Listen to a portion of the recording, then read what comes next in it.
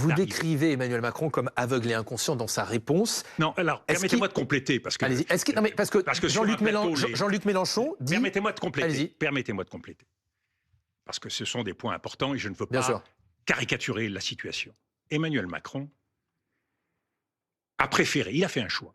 Il a préféré ne pas surréagir, puisqu'il a craint à un moment donné d'irriter Donald Trump. Il a préféré ne pas surréagir par rapport à la décision américaine d'intervenir à Caracas, parce qu'il a le sentiment de devoir mener un combat qui pour lui est plus important, qui est le combat de l'Ukraine. Et donc il a choisi en quelque sorte sa cible. Ce qu'il ne comprend pas, ce qui lui échappe, c'est que l'ensemble de ces sujets sont aujourd'hui liés. Ne pas réagir à ce qui se passe au Venezuela, c'est s'affaiblir dans la négociation sur l'Ukraine.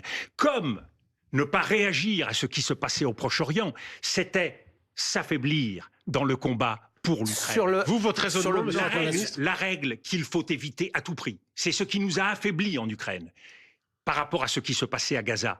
C'est la loi du deux poids, deux mesures. Nous ne sommes pas crédibles quand nous ne sommes plus sur nos principes. Et c'est en cela que nous, Français, on a une responsabilité historique dans ce qui se déroule aujourd'hui. On a un rôle unique qui est celui d'incarner un combat qui vient de loin, depuis la Révolution française, qui est un combat de principes, de valeurs, de respect de l'autre, de valeurs universelles, d'humanisme.